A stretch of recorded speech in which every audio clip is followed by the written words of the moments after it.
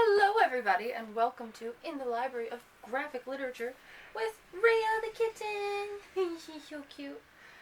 And welcome Alice Ryan. What a nice little pussycat. She's gonna get ya. She's gonna get me good. Get me good. Of course, if you don't know, my name is Luna. And this is Luna. Yay! Possessor of the Raya. Yes, and Wallace is going to make sure he's talking to the camera today. Yes, I am. You notice how I am already looking at the camera and speaking rather loudly and with authority. Yes. I decided I would look rather ridiculous today, like I'm walking the streets of New York. And it looks good, and I thought I'd sort of tidy myself up with my little Thor pin here on. Oh. And that. Hasn't that always been there? Yeah, I guess it has. But, yeah, I thought I'd just look a slight bit fancy. And, here, hold the kitten. Oh, and I'll hold the kitten while you're getting out the books there. The first book we have is DC versus Marvel Omnibus. Hey. What kind of mashup is this now? Well, it's basically a collection of all the, over the years, there were all kinds of DC and Marvel mashups per se, where they would have like Spider-Man and Superman. Oh, he's trying to get away here. Okay, here we go. Probably put him in his compounder. Oh yeah. That is a her. Her pronouns are she and her. She and her, sure. Sure. So this has like all the ones from, let's see, here right off the bat. They are, where's the, oh, okay, there's ones from like Superman, Spider-Man, Batman, the Punisher, X-Men, and the Teen Titans. Smell good. With, of course, my favorite being the Spider-Man, Superman one, which was the first big one. We'll show that to the peopleoids. Have a look at this there. Oh, no, I gotta put my thing to make sure I get it. There we go. One of the classics, and with art by Ross Andrew, and with inking of a bit of Neil Adams thrown in there. But yeah, it was that one was pretty cool. And then they came out with other ones, like there was a Spider-Man, there was a Batman and the Hulk, I think it was. I think there was a Wonder Woman and the Hulk, but my favorite actually is still one of my favorites was the DC. Oh, here we go. The X-Men, here we go, and the Teen Titans. Ooh. This was a cool one. This came out in the 80s. And both those were actually very popular titles at the time, the X-Men and the Teen Titans at the same time. And one of my favorites by Walt Simonson, one of my favorite artists. I forget the name of that dude that you just showed me. Oh. Not Magneto. Who's this? Oh, Darkseid. Oh. Yeah. And then there's Batman and the Punisher. Get that pump. With the Joker, who I hear is in line for a cabinet post with Trump. Darkseid and Galactus. Oh look, there you go. Darkseid and Galactus. Okay. By John Byrne, and this one's a pretty cool one. Let's see what else. Spider-Man and Batman. Spider-Man and who is it? Spider-Man and Captain America, I think it is. The Daredevil. There's a whole bunch of them. Anyway, so they're all pretty cool. Yeah. Spider-Man, Daredevil, of course. But yeah, it's sort of a neat little mashup of all these cool team-ups that they had together. Now there's supposed to be another one coming out soon. Well, actually, it was supposed to be coming out around the same time.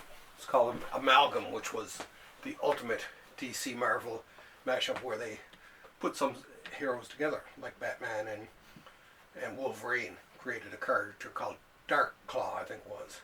So they mixed together the superheroes and made third superheroes out of them. Running out of ideas, I guess.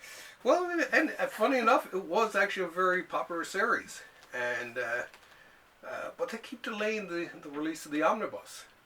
You know, God only knows why, but you know, well. But that's what's happening.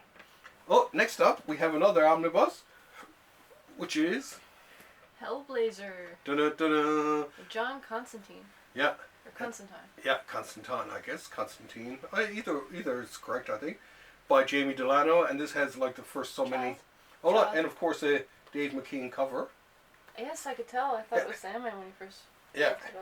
And this is well around the same era, right? The same time that this started was around the same time that the Sandman started, and this was just like the Sandman. This was unusual comics for the time. It started out like as a mature reader's comic, and eventually became a Vertigo comic, which DC had cancelled the Vertigo titles there, or they dropped the brand name.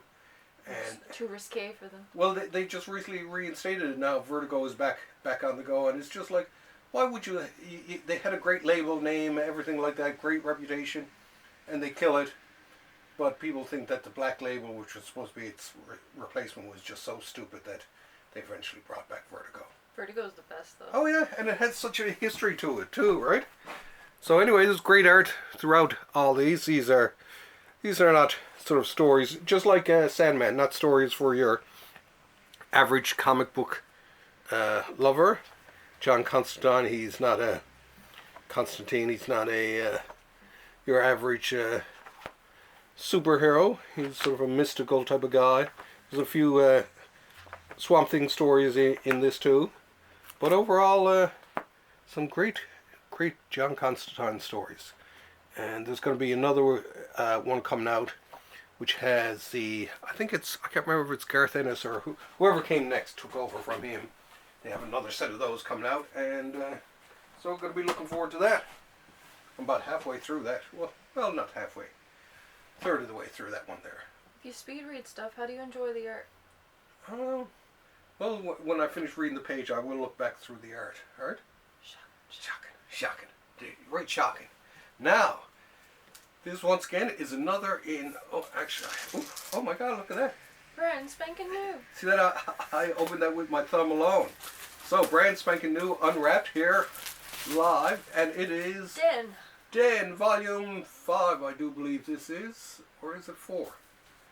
No, I think this is volume 4, yes. Volume 5 is coming out soon. This is by the amazing, the late great Richard Corben. You can smell that new book smell. It is kind of neat, isn't it, hey? Yeah, want to sniff? Oh, she wants to sniff too. Like, don't leave me out. Oh, she loves the smell of new books. And of course he did this, basically it was like, here we go, I'll show you. It was basically like this airbrush type of stuff that looks like it's been done by, these days people would think that it was done by Photoshop, but this was done in airbrush way back then. And the coloring has been restored by Jose Villarrubia, who's we mentioned quite a few times here, a lot on this. And because he does an amazing job, because a lot of the artwork, the colors faded over time. But I guess he took all versions of it and he was able to restore it to its amazing beauty. Now these I haven't read, by the way. I know that's verboten, but I will read them, and I will enjoy them, and I will love them. I will hug them, and I will love them. And pet them and squeeze them and call them George. And pet them and squeeze them and call them George. But yes, love Richard Corben. He's cool. He's my best friend. Or he was my best friend. Well, no, he really wasn't my best friend. I didn't know him. Never met him. But he would have been. You know. Fanboying over him, are you? I am, yeah. Now this one here, this is a cool graphic novel that I came across. And Never again will I visit Auschwitz. Yeah, and that's by Ari Richter. And it's not bad so far.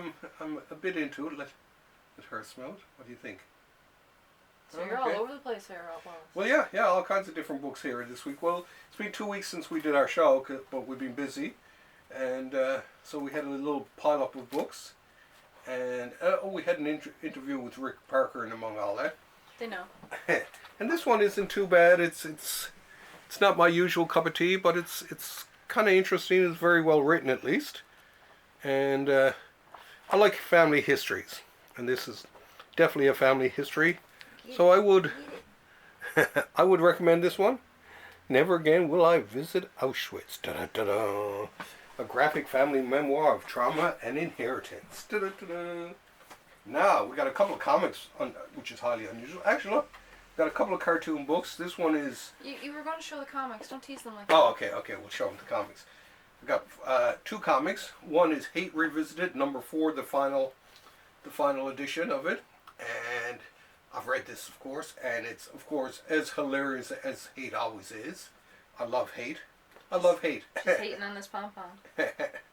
And Peter Bagge, as usual, I love Peter Bagge because he's so... What are you doing? He's politically... he's politically... he's very radical, but, you know, in sort of a middle-of-the-road type of way. His comedy and his humor is just...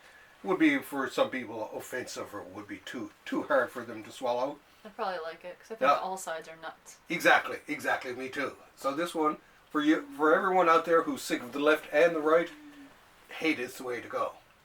And read some of the older Hates. They're absolutely hilarious, right? This is Epitaphs from the Abyss. This is another one of those EC collections. Now, who does this one? Claire Rowe, David Lapham on the art, Leo Max, and on the writing, G. Holtham, Amy Rowe. Oh, get away. And Jay Stevens. Oh, smell it. There. Okay, she likes that one. It's kitty approval. And I like those, actually. Actually, we'll jump ahead to this one.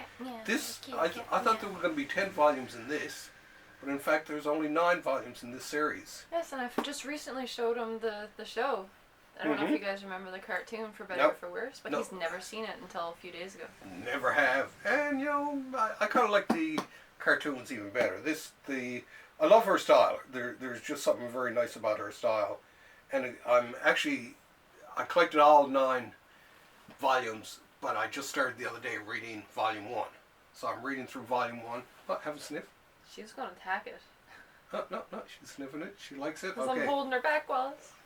So, For Better or For Worse from Lynn Johnston. I always did like her style, though. She had a really nice style of drawing. She's also in the cartoon. Yeah. And it is. It's like Hate, in terms of Hate is an autobiographical strip. And this is definitely probably autobiographical, right? And, but yeah, I always liked her style. I didn't, read a lot of them at the time when they came out. But going back now, I'm starting to really appreciate them for the wonderful things that they were. And of course, the books themselves are very, very well done. This is by, of course, the Library of American Comics, who do an amazing, amazing job at comic strips. I will slowly hypnotize you, pussycat. You're falling asleep there, pussycat. And one of the last of the books, this is... Now, I haven't had one from PS Art Books for a while, but this is from PS Art Books, and this is da-da-da-da. This is the Black Condor and the Ray. Da-da-da-da. See it? The Ray's in the corner there. Yeah. And this is basically Will Eisner doing the writing, and there's an artist called Lou Fine, and he's very fine. Does the artwork in this, and it's very different. These are one of the rare times that they don't, and I love the fact that they appeared in Crack Comics. But the artwork for its time too. I mean, it was ahead of its time. It was very well done. Well, same with Eisner's artwork. He came along with people like Alex Raymond and all that did great artwork that was better than most people. So is this what you've been doing instead of buying groceries this week? Yeah. And these, both these, and these are characters now owned by DC. Funny enough. But I had to get it when I seen it because it was just like, oh my God. Because the chances of DC actually producing them themselves are probably, slim to none. So as soon as I seen that they were doing the Black Condor and the Ray, it had to be had. It had to be. It just had to be. Now, here's some extras. These are some extras now. These are fairly recent. Oh, look at you with the peanuts. Da-da-da-da. Now, these are these Peanuts book sets that are put out from Titan Books, and they're basically recreations of the of the paperbacks. In the 60s, they used to put out these little paperbacks of Peanut stuff. And I had a lot of these myself. Now, these, of course, are like the 50s Peanuts, which were hard to find because there was such a change in them that a lot of times in a lot of reprints you wouldn't see the older style ones. But I kind of liked these at the time. It was, you know, even I mean, Snoopy started out just mainly walking. He walking like a normal dog. He rarely walked on his back legs. Mm-hmm. And I mean, even you look at even Charlie Brown. It's obviously Charlie Brown. You can sort of see the Schultz in them, but it's pre '60s because from the '60s on, the Peanuts sort of gained this sort of cleaner look to itself, right? But yeah, they're so well worth it. And now I only bought one collection, just out of I don't know, just out of because you don't have enough money. Nostalgia, and that too, because it just looked so cool. I wanted to have something like that. So I know you would have bought the other one if you could. Well, no, this I wasn't even going to buy any of them, but I figured, okay, I got to have at least one of these in the collection just to show what was on the go back then. All right, here we go, and they were kind of cool actually. What are you doing, Child. So this was kind of a cool collection, meow. She's 5 months old now, if anyone was wondering. Yeah, and she's still full of beans, isn't she? So cute. She is, isn't she? She's so cute. I got a great picture of her and her sister in the same bassinet or the same bed together. They sleep together. It looks so cute. Mm-hmm. And last but not least is something called Revenge of the Librarians. Now this is an older book from last year, I think it is, by Tom Gauld. This is a new edition. I didn't have this, so when I seen it came out, I had to get it. But they're great, and you might even recognize you see a lot of them online. A lot of his strips are online. He does these sort of weird figures and all that. Okay. But they're very cool. I really like them, right?